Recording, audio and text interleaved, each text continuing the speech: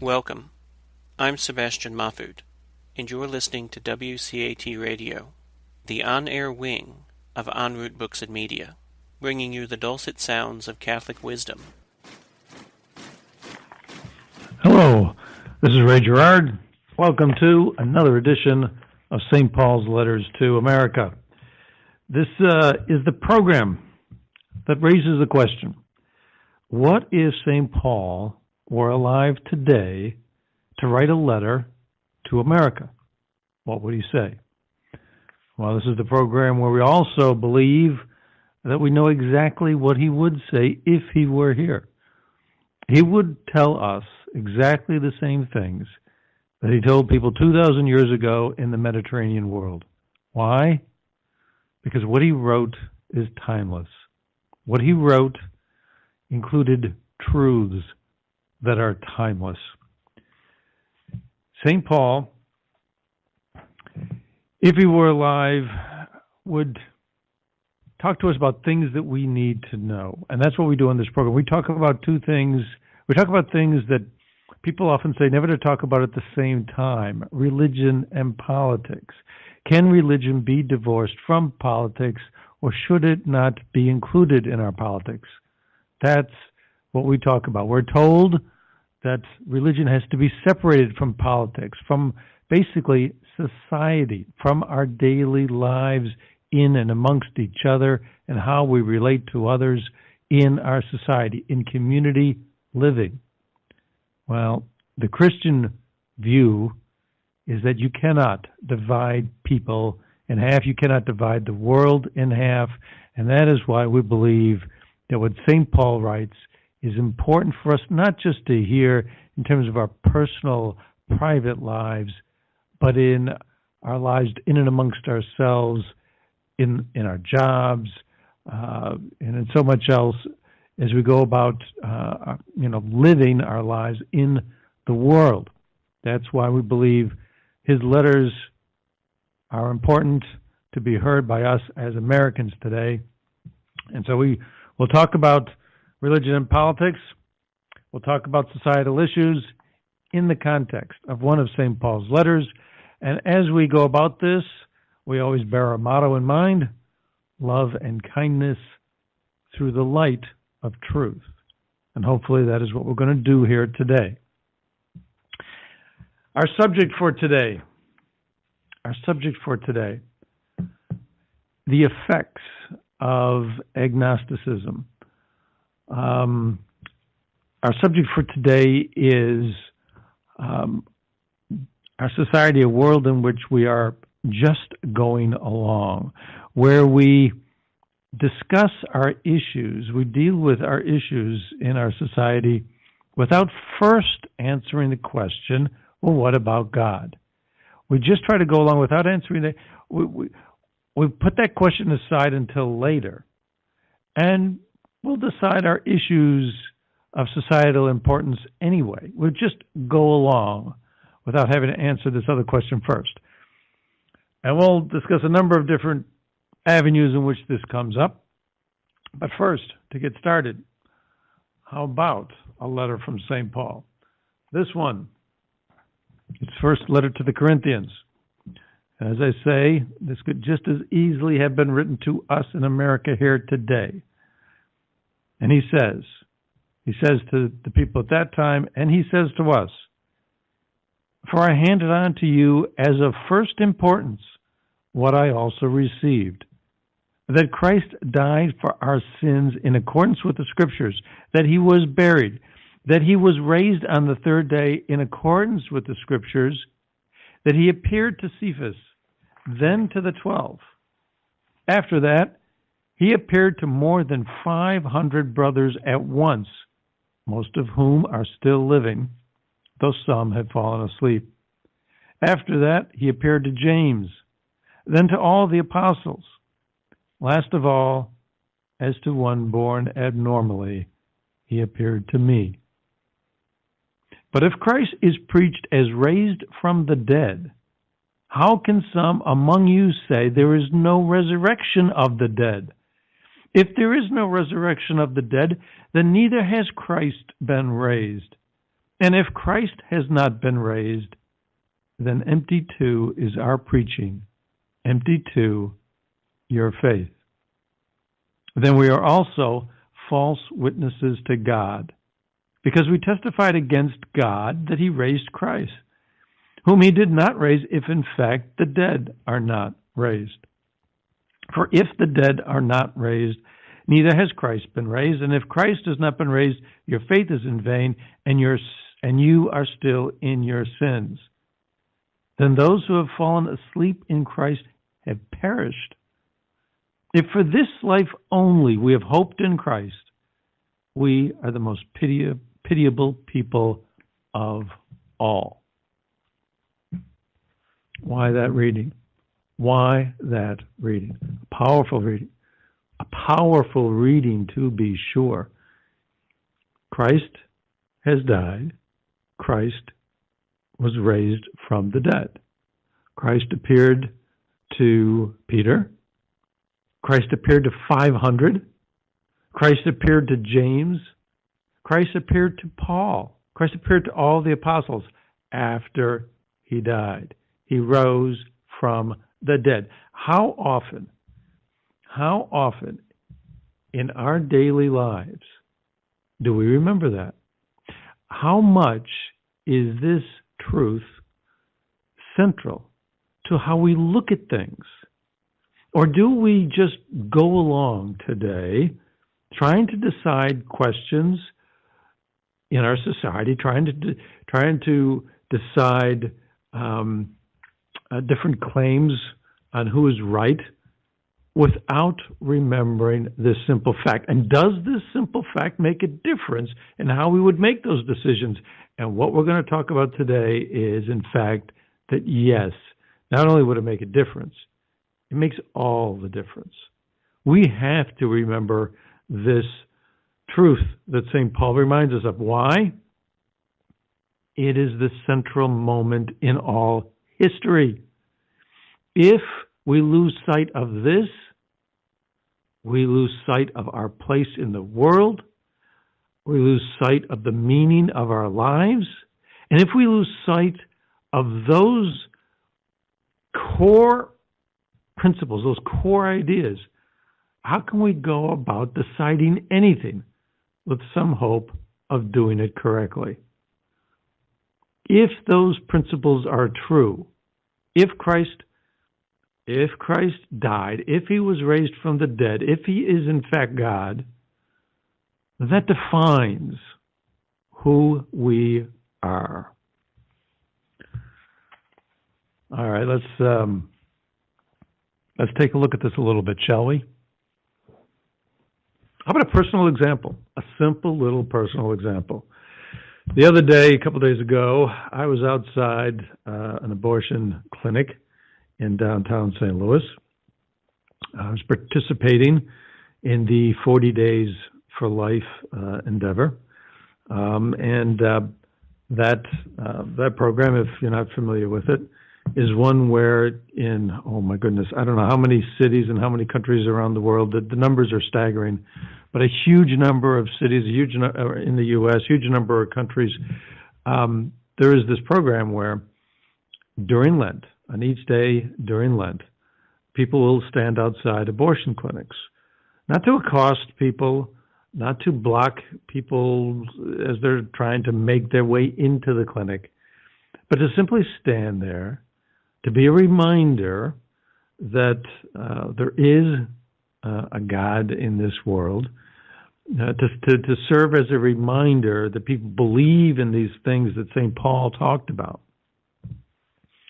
and to offer people the opportunity, if they want, to maybe discuss with somebody whether or not they should, in fact, go forward with their abortion.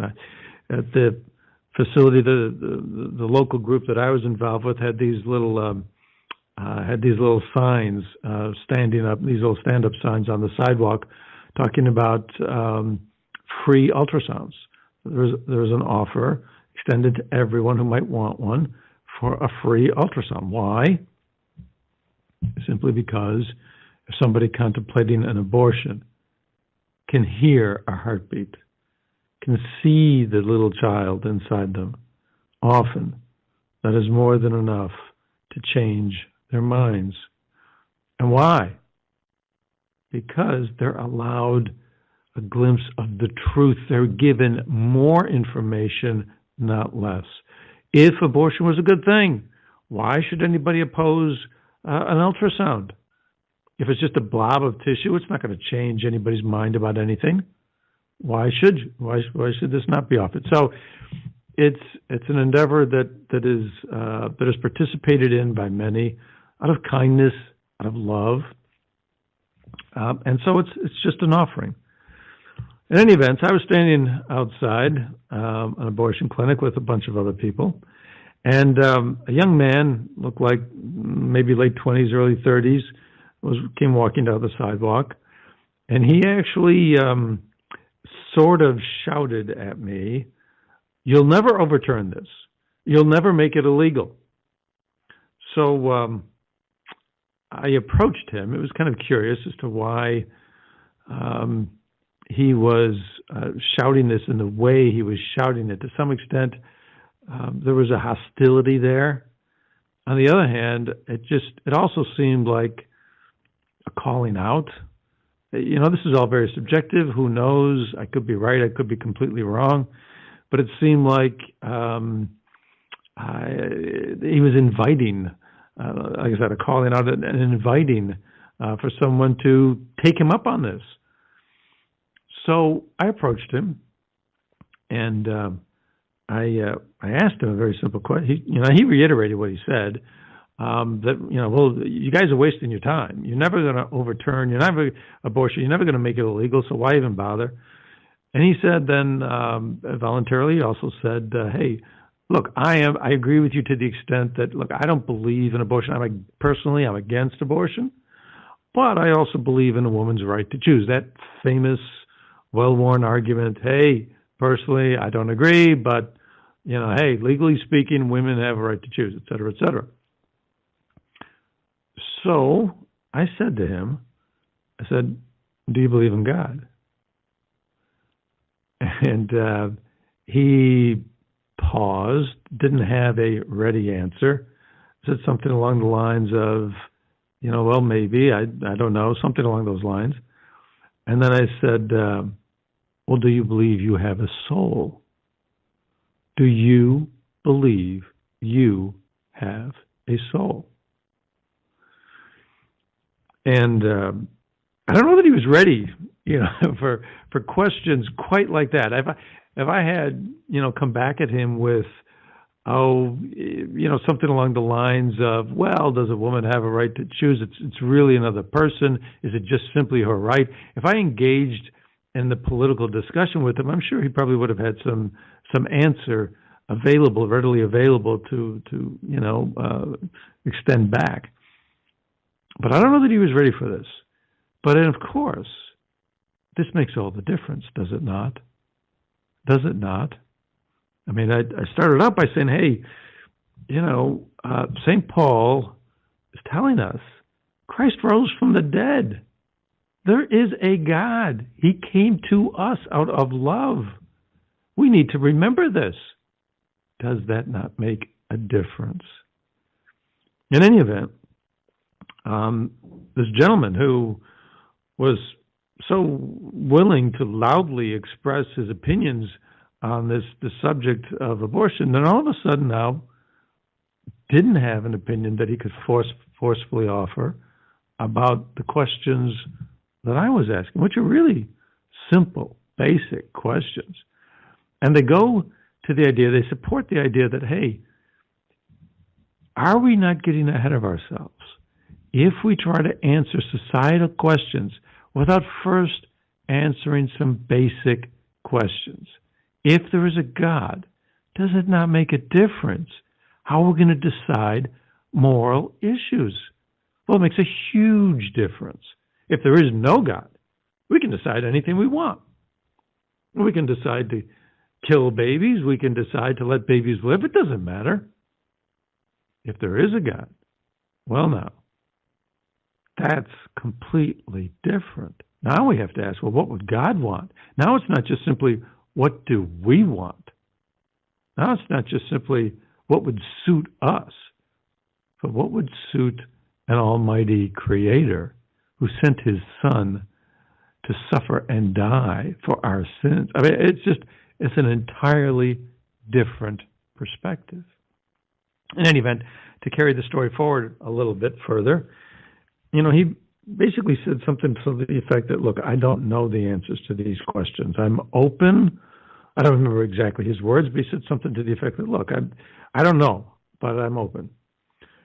So then I said, well, look, if not, if there is not a God, I mean, I could have just let it go at that. Look, I don't know, and leave it, okay, fine. I don't know who's to say, who can prove this, who's to say for sure, okay, we'll just leave it and let it go. But no, we don't have to stop there. I mean, logically, if we don't know the answer to the question, if we were going to, for example, practice the scientific method, if we don't have an answer, what do? Well, you test it out. Let's examine, well, if the answer is yes, and let's examine if the answer is no. So I proceeded to try to approach things that way. So I said to this man, I said, if not, then all of this is meaningless. All of what I do is meaningless. All of what you do has absolutely no meaning at all. And of course, nobody would want to believe that. And so then I said, but if the answer is yes, then then if there's a God, if there is a God, then that God created me. And that God created you. If he created me, if he created you, then I have a soul, you have a soul. A soul for what? A soul born for immortality. St. Paul tells us, if Christ didn't raise from the dead, then neither will we be raised from the dead. But if he is, then we too. In any event, I said to him, I knew that I wasn't going to convince him, that I wasn't going to settle this argument once and for all in any kind of definitive way. I simply said to him, I said, this is why I'm out here. Okay, the answers to these questions, my belief that there is a God, that we do have a soul, and that there is meaning to life, that's why I'm out here. And he had nothing to say to me then. He couldn't argue with that. He respected, on one level, he was respecting my reasons for being out there, but he was respecting before he even got started, he was respecting my reasons for being out there, but he was respecting them because I thought, hey, you have one political view, I have another political view. Now, he wasn't going to challenge me on this. He was going to respect my reason for being out there. Why? Because now it went to the core of everything for me. I went to the core, not just of my stance on a political issue, but to the core of who I was and why I go anywhere, why I do anything. It was the core of everything for me. And who, if you have any sympathy for another person, is going to do that. And more than that, what was this discussion really about? This discussion was about me and what I believe, but also is posing the questions for him. Does he have a meaning for his life? Does he have a soul? And because he wasn't ready to answer that, he was in no position to argue with me anymore. So therefore, he's in no position to really argue with me now on whether or not abortion is appropriate or not. If there is a God, how many people, if everybody truly believed that there is a loving God who created you and me, how many people are really going to say abortion without restriction up until the last moment of a pregnancy, right up until the moment of birth? As so many people are arguing for today in political contexts, who is really going to maintain that position? So in any event, that was one little example from personal experience that I can give of what I'm talking about when I say, hey, these questions about God and whether or not we can believe what St. Paul wrote, and whether or not it remains front and center in how we look at things, makes a big difference. There's a gentleman who I have liked to watch when he debates certain atheists on the question of the existence of God. His name is William Lane Craig, and he wrote an article called "The Absurdity of Life Without God." And what he basically argued was that, look, if there is no God, then we can decide whatever we want about anything. Why? How can we complain, or how can we sit in righteous judgments of the Nazis who carried on brutal experiments against pregnant mothers, against all the weak and the infirm, who things that we would consider the most egregious cases of barbarous cruelty. How can we even judge them? We judge them because we do not take our beliefs. If we, for example, do not believe in God, we are not taking those beliefs to their logical conclusions. Because if we did, we would understand that no morality is possible. Somebody can decide, we as people, the majority of people in any society at any one time can decide what is moral and what is not moral. How would you like it if you were subject to mob rule? The Old West is replete with instances in the old black and white TV shows about lynch mobs. And the sheriff, the single sheriff, is gallantly defending some prisoner who he believes to be guilty, nevertheless defending them against a lynch mob. Well, how would you like it if you were subject to the whims of a lynch mob, where the beliefs of a majority could control whether or not something is moral or immoral, whether or not the lynching was okay or not okay? So how can we sit in judgment of the Nazis? If in fact Auschwitz is something that is an abomination, according to Dr. Craig, our world becomes Auschwitz. How can he be wrong? How logically, if we take what we believe, if we believe in no God, we act as if there's no God, and if we take that to its logical conclusion, then the world becomes Auschwitz. It's a simple matter of logic. There's a contemporary atheist ethicist who admitted, he admitted this when he said, look, quote, to say that something is wrong because it is forbidden by God is perfectly understandable to anyone who believes in a law-giving God. But to say that something is wrong, even though no God exists to forbid it, is not understandable. The concept of moral obligation is unintelligible apart from the idea of God. The words remain, but their meaning is gone. That's what one contemporary atheist ethicist admitted. To look at it another way, Francis Schaeffer said that modern man resides in a two-story universe. In the lower story is the finite world without God. Here, life is absurd. As we have seen in the upper story, are meaning, value, and purpose. Now, modern man lives in the lower story because he believes there is no God. But he cannot happily live in such an absurd world. Therefore, he continually makes leaps of faith into the upper story to affirm meaning, value, and purpose. even though he has no right to, since he does not believe in God. So then what happens?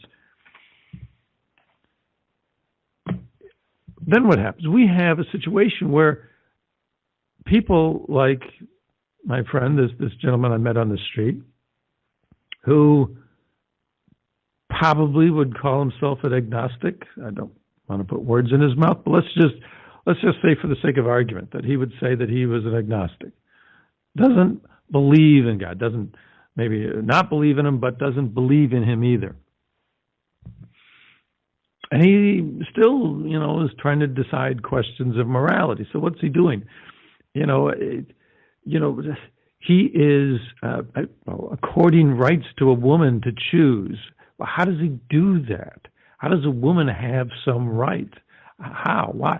I mean, there's meanings, there's values that he is creating. How is he doing that? He's borrowing principles that, he's making leaps of faith. He's jumping up into this upper world to say that women have value, that women have rights. How do we? And there's so many other instances where this happens, where there has to be value, there has to be meaning in order for anything to make sense. But if you don't believe in God, you can't borrow those concepts, nevertheless. Anyway, so where does that leave us, and what happens as a result of it? Well, we end up bouncing around in this world where either we're in a madhouse or we're in some kind of a totalitarian state. Either we're in a madhouse where the whole world is Auschwitz and every kind of depravity is okay, where nobody can tell anybody that anything is wrong, that sometimes things that are horribly wrong are accepted by some mob majority at one point or another, and that's the world in which we live in, and God help us, if you're in the wrong place at the wrong time. Or we live in some totalitarian state, where instead of bouncing around from something being okay at one point in time in one place and not okay in another place at another time and nobody knows anything, now we live in a totalitarian realm where there's one authority that comes down and says, here, these are the rules. If we have no guiding God above, we're going to bounce between one extreme and the other as we try to find some way of logically, consistently trying to deal with the issues that are in front of us. Let's take some examples. In the realm of what I'm going to call borrowed objectivity, where people are jumping up into this upper sphere, even though they don't believe in God, and borrowing principles from the upper sphere. How about the Me Too movement? People decry the fact that, former Vice President Biden might, sniff somebody's hair or whatever he's accused of, or, kissing somebody on the cheek or hugging somebody when they didn't want to. Of course, the Me Too movement goes a lot farther than that. I'm not going to disparage or minimalize anything about the Me Too movement, because a lot of it concerns people doing a lot worse than that without anybody's consent or approval. Gropings, kissings, actual real sexual assaults, horrible things.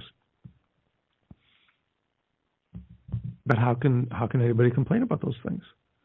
Why not live in a world where, look, hey, if you're physically stronger, fine, you can do it. Why not live in a world where there's male dominance, where, anybody can go around doing these types of things? Why? What is the justification for saying that a stronger man can't impose his will on a weak woman? Why? What do we have to... Where is there some unwritten rule that we can say is definitely true that that's wrong? If, for example, you lived in a society, let's say you go to, we have societies in the world today. There are areas of the world that ascribe to Muslim beliefs, certain radical, I believe, versions of Muslim beliefs that say that's fine. Who's to say they're wrong? How can you say they are wrong? You can say you don't agree with them, but how can you say they are wrong? How about the priest scandal? We have priests accused, for example, of sexually abusing, let's say, minor boys or minor girls. Why is that wrong? I mean, we can say we don't approve of it. We can say we don't agree with it. And why do we even say we don't agree with it? What makes us think it's bad? What are we relying on? Is it conscience? Is it some universal, subconscious, view of what's right and what's wrong that we're naturally born with? Where does that come from? In any event, how about climate change? Why can't we just, leave a scorched earth to future generations? What would be wrong with that? How about immigration? Why should we let people from other countries in? Why not keep them all out? Why should we care about them? Why should we care about them? If, in fact, there is no God, there's no meaning that if after this life is over, we're all dead, we're done, we're dust, nothing matters, why not just, be as cruel and heartless to other people? Why should I care about somebody else if they don't have a good place to live? Why should we let them in this country? These questions, if we take the ideas that there is no God, that there is no afterlife, that everything is meaningless, if we take it to its logical conclusions, we have to admit these things are perfectly legitimate viewpoints. But we don't, do we? No. And why? Because we borrow from the upper sphere, do we not? How about cases of subjective morality? Well, we've talked about abortion a lot. We as a society, there's many people, there are laws in whole states now have made laws, New York being a prime example, where you can have an abortion right up until the moment of birth. In Virginia, a law was proposed, and the sitting governor of that state said, discussed casually the possibility of a woman deciding moments before birth, well, I want to have an abortion. And, okay, well, practically speaking, it's too late to prevent it, so we'll go forward with it. But then afterwards, we'll discuss whether or not the baby lives. He actually discussed that on open radio, on a live radio talk show. These ideas are now becoming acceptable in society where a baby, even after it's viable, even after perhaps being born, could be terminated. Now, how is that right today when it wasn't right 50 years ago? How are we to know what's the better viewpoint? Is something right and is something wrong? For those people who are out there arguing that these laws that we're now making, that babies can be aborted after they're viable, or for people who might argue that even after birth you can terminate a child's life, would they say that that's right? They say women have a right to choose. So is this correct? Or are we giving women a right to choose even though that's not correct, even though this is not true? Could you even logically argue that? And if you can't, then you're borrowing some concept from the upper sphere, even if you're distorting it. What about fake news? What about fake news? There are many instances where there are stories that have subsequently been proven to be false, and yet there's no apology from a news organization. It wasn't so many years ago when if the old gray lady, the New York Times, or if the Washington Post or a major television network got a story wrong and they went public with it, that it would be regarded as a serious error. There would be an apology. A reporter might be suspended, might be fired, you might be told, go find a job at another place. Thank you very much for your time with us, but we can't use you anymore. There would be repercussions. But now they're not. Why? Are things true? Are we not now deciding, well, hey, it's okay. We got it wrong. We knew it was wrong. And we're not going to do anything. Well, how about, let's not even go there. Let's just simply say, after the story gets published, we find out it's wrong, but we don't apologize, or we don't take any corrective action. How about that? Okay, well, now we know it's wrong, but now we're not doing anything about it. So is that not a moral statement, that this really isn't so bad, that this is okay? And what is that based on? We're just deciding, okay, we're now in the madhouse,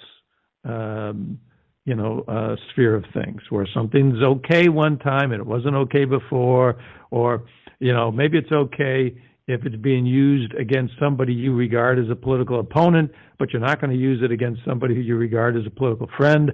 It's a madhouse. Then there is nothing constant, nothing consistent, nothing that is true. And would not honesty, let's go back to where we started. What about if there's a God? Do not all of these things come down to the question, is there a God, is there not a God? If there is a God, I wonder if we asked a whole bunch of people, if there is a God, would he value people being truthful? Would he say that, would God say, would our idea of God be, no, it's okay to lie? If that's the case, then we could expect God to lie. What kind of a world would that be at that point? But if God would not say it's okay to lie, then how do we come up with allowing, fake news to some degree? If we don't impose consequences on it, we're going to get more of it. So we're saying it's okay.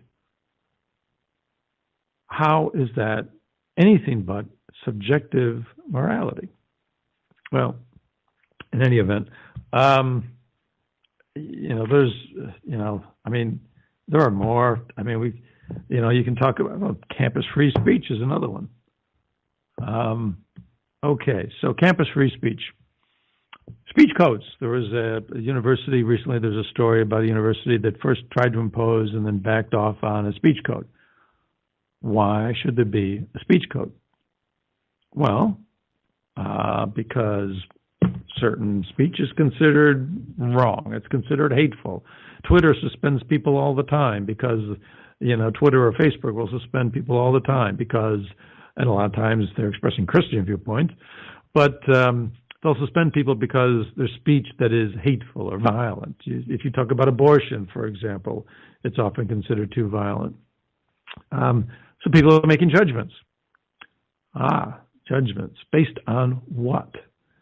Now we're trying to control what people say. So now we're into the totalitarian sphere, are we not? We're going to try to control speech. Why? Because we're going to try to control what people think, as if we can fix problems this way. And who decides, what is, what is okay to say, what is not? Who gets to write the speech code? If I have one idea and you have a different idea and you get to write the code, then I can't express my idea. Why is that in any stretch of anybody's imagination fair? And would that change? Say it again. Would that change if we believe in God or if we don't? If we believe there is a Christ, if we read, heard, and believed some letter from St. Paul written to America that said, hey, Christ died for our sins, and then he rose from the dead, and you have the possibility for that too if you follow Christ, who said, do no harm to anybody else, love your enemies. Love your enemies. Would that include lying? Anytime you lie, you hurt somebody somehow. Anyways,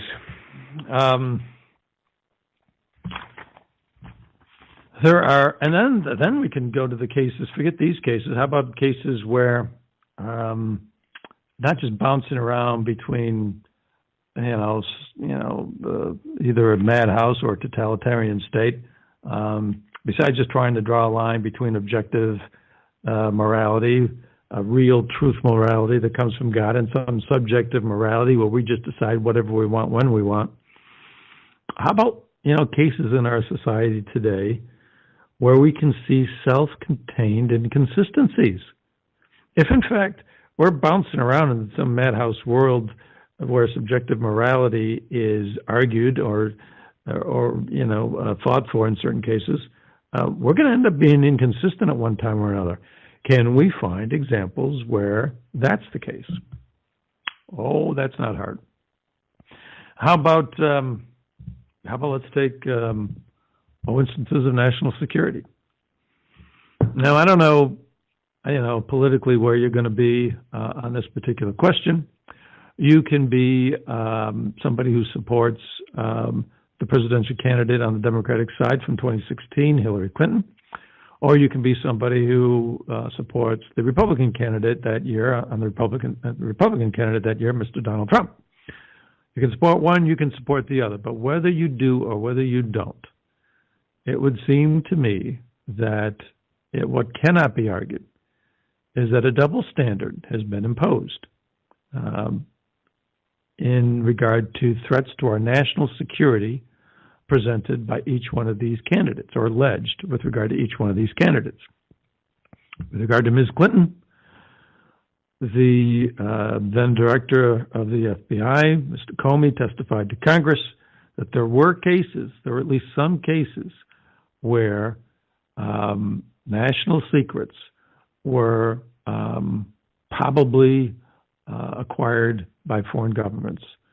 That there were many cases where classified information was put out over an unsecure, computer networks. This is a violation of federal law. There's a legal standard that says, if you're negligent, and people have been prosecuted, there have been cases. Let's just, if we're talking about inconsistencies, there have been cases where people have been prosecuted on the basis of negligence, that they take classified information and they treat it in a careless way. Has there been any extended, in-depth investigation into that? There's been some investigation, but does it compare with the investigation done against Mr. Trump? Mr. Trump was accused of colluding and conspiring with Russians to affect the 2016 election. We have had a large, notorious, in-depth national spectacle that we lived with through the last 2 years, where this has been investigated in the highest degree. We've had people with, we've had SWAT teams descending on the homes of people to arrest them. We've had just the severest measures taken in trying to investigate, trying to get to the bottom of whether or not any of that is actually true. Can the two investigations be seen consistently? And the question then is this: if we were living in a time where we believed in a God, where we believed that each person created by God was special, would that not impose some level of circumspection on us to treat people equally? Our laws require people to have equal treatment under the law. Why? Because there's a Judeo-Christian basis to our law that regards people, each person, as important. It's the reason for our Bill of Rights. The founding, one of the most important documents of the founding of our country, the Bill of Rights. It incorporates that idea, that philosophical idea that each person is important. It's a very different philosophical idea than you're going to get if you don't believe in God, and then you think, well, there's just a group of people that we've got to do what's group of people living in our country, in this world, in this period of time, and we're going to do what's best for that group of people. So we're going to follow the common good. We're going to the state's going to be allowed. Then the state is going to be allowed to do what's best for most people. Most people. The individual person having rights up against that win and succeed against the rights of some larger society, some larger group. No, that's not going to be the case. It's going to be a very different philosophical outlook. These two, in that kind of a case, if we have, if we're ruled by deciding, what's okay, as we like something to be okay, then we can easily justify using powers of government against one party in a way that's different than against somebody else. We see it all the time in states that have adopted socialist views, that have adopted views that are not tied to an answer to the simple question whether or not there is a God. How about we take another case? How about immigration? How about human trafficking? There's a big, intense political discussion in our country right now going on about illegal aliens. Illegal meaning people that are coming here without process of law. They just show up at the border and want to come across. It's reported that in a lot of these caravans with thousands and thousands of people, that there are minor children that are being brought to this country for the purposes of human trafficking. To use these children as prostitutes, to subject them to sexual slavery of one sort or another. But you don't hear that in a lot of the debate. Now, if we had, it largely goes unsaid. Are there people going out there? Are there investigative reporters interviewing people? Do we hear human interest stories where individual cases are examined? Maybe where we find somebody where this has happened to, or some whistleblower that knows that this is being done and is going to relate what they know. Do we see those interviews splashed across our TV screens, or do we not? And if we don't, do we care about those people that are being abused? We may decide as a society, we're going to allow illegal, we're going to allow open borders. We're going to allow immigrants to come to this country regardless of whether or not they go through certain legal procedural channels or not. We're just going to take everybody in because it's the Christian, it's a good thing to do. But we're going to try to find these people coming across the border we're going to try to find out, we're going to install some safeguards as to whether or not there is human trafficking and try to weed it out, try to diminish it. Wouldn't that be the humane thing to do? Wouldn't that be what we would do if we first answered the question, is there a God? Does he establish a relationship of love between all of us as something that should guide us? That is something that we need to remember, we need to be mindful of, we need to try to act out. Can we, if we simply are in favor of opening the borders to everyone and not taking into, and not turning inspecting eyes on whether or not there's human trafficking, how is that not hypocritical? The Jews knew very well that there was a principle of love that was ordained by God. In the book of Leviticus, there's a passage that says, love your neighbor as yourself. It's not something that's found just in the New Testament. That was in the Old Testament. The Jews knew very well of the fifth commandment, thou shalt not kill.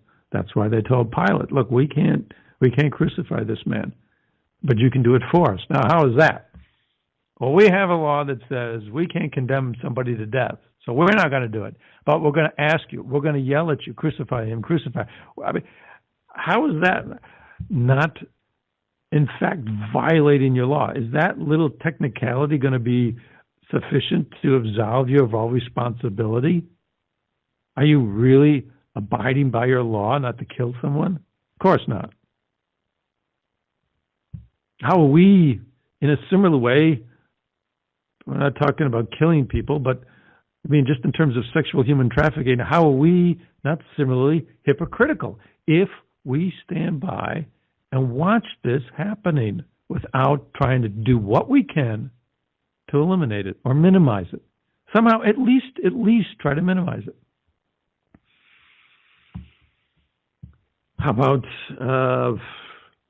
while we have the Me Too movement going on, and a guy like Harvey Weinstein can get, raked over the coals. He doesn't have a friend in the world. Everybody now says he's a horrible person and runs from him.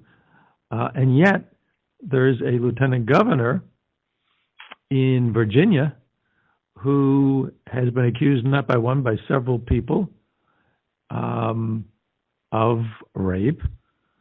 And yet, there are no calls for him to resign. The people are not raising an outrage and a public furor over why this guy can stay in office.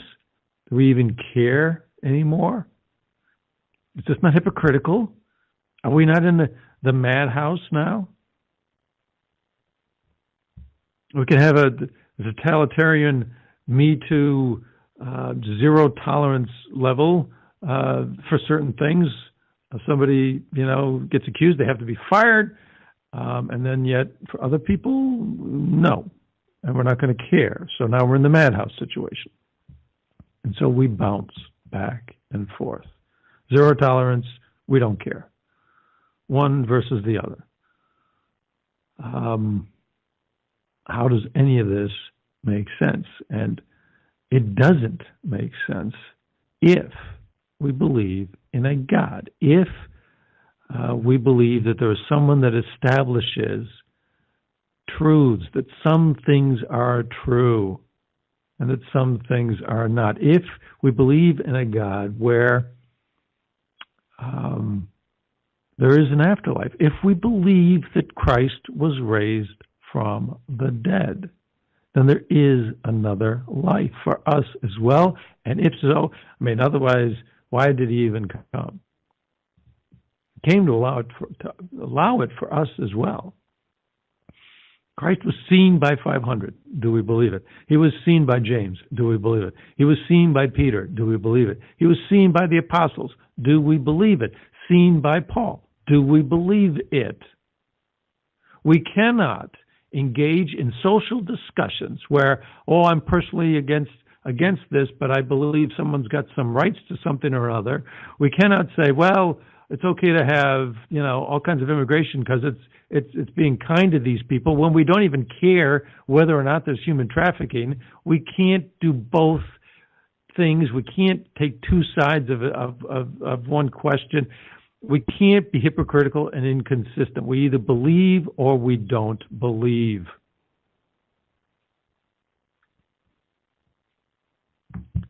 Do we believe Christ was raised from the dead to allow us to have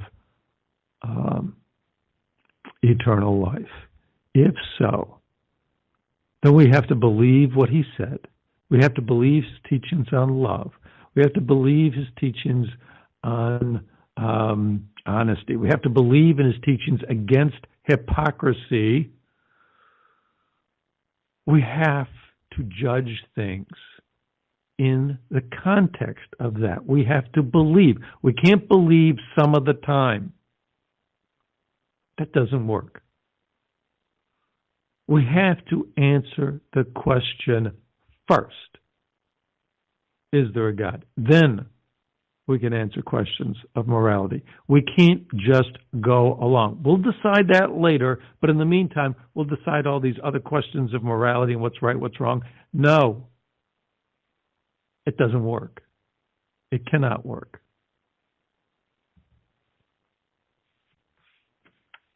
If we believe this writing from St. Paul,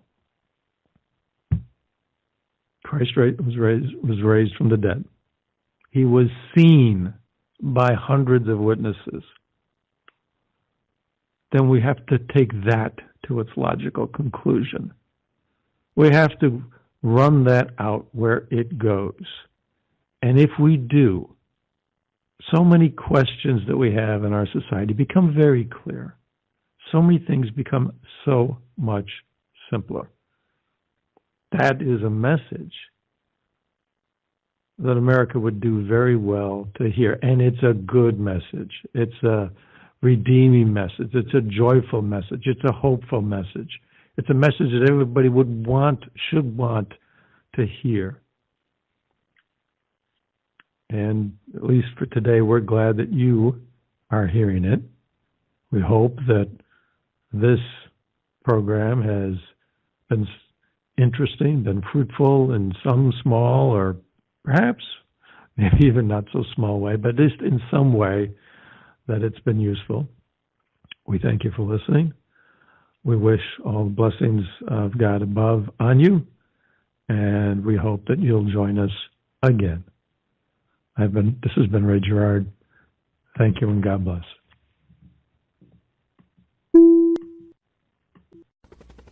We hope you enjoyed the program and will join us back for another show on WCAT Radio. This is Sebastian Mahfood. Good day.